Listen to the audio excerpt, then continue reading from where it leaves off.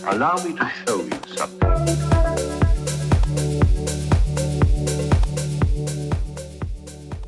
Now that you are playing Level 2 Bridge, and you need to choose a contract to play in, we can help you out with a few more hints on judging how good your hands are.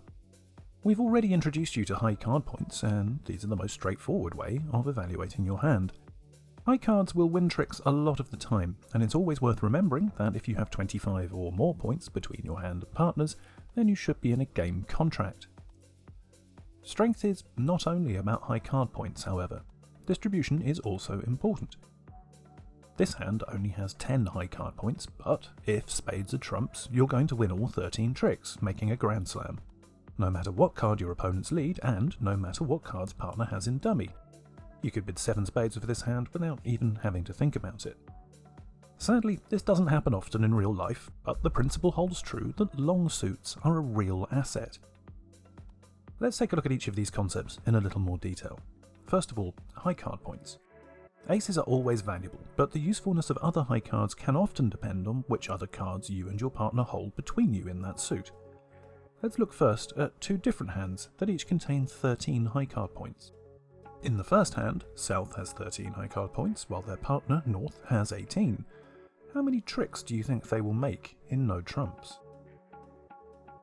Let's look at one suit at a time. In spades, we will definitely win a trick with the ace, and then we won't win any more tricks in that suit.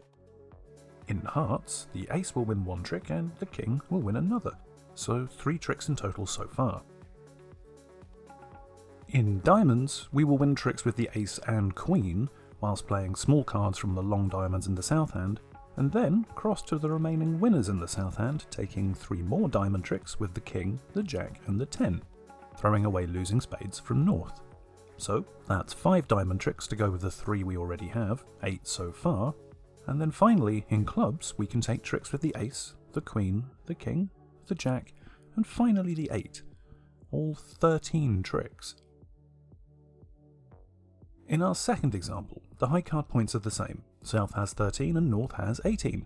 But this time it's a very different story. There are only 7 certain tricks immediately available. 1 in spades, while in hearts none are certain. Suppose West has both the queen and ace, they'll capture your jack and king. Meanwhile in diamonds, despite having all the honour cards between the 2 hands, North-South can only make 3 tricks instead of the 5 tricks in the previous example. This is because they'll have to play their high cards on top of each other. High cards are often most valuable when in long suits, like the diamond suit in our first example. In general, hands like these 2, that have roughly the same number of cards in each suit, have weak trick-taking potential. With this pair of fairly unexciting hands, North has 6 high card points and South has 15, so 21 between them. North-South would usually expect to make 7 tricks with spades as trumps. They will win ace and king of clubs, none in diamonds, and ace and king of hearts. Because they have 8 spades between them, including the ace and king, they will make 3 spade tricks whenever the opponent's spades are split 3-2, which is the majority of the time. Now, keep the high cards the same, but alter the distribution, and everything changes. Here, North and South have exactly the same honour cards and high card points as they held in the previous hand, but together, these 2 hands generate 12 tricks with spades as trumps. This is because South has a very distributional hand with a long suit, and because they have so many trumps between them, North's extra trumps can be used for trumping losing clubs from the South hand. We will look at how to make the most of the trick-taking potential of your hands in Module 6, and there are more tips on hand evaluation basics on the Module 5 page of the NewTricks website. The link is on screen, but you'll find a clickable link in the description of the video on its YouTube page. That's also the page to look for the Module 5 quiz, which you should take now before advancing to Module 6.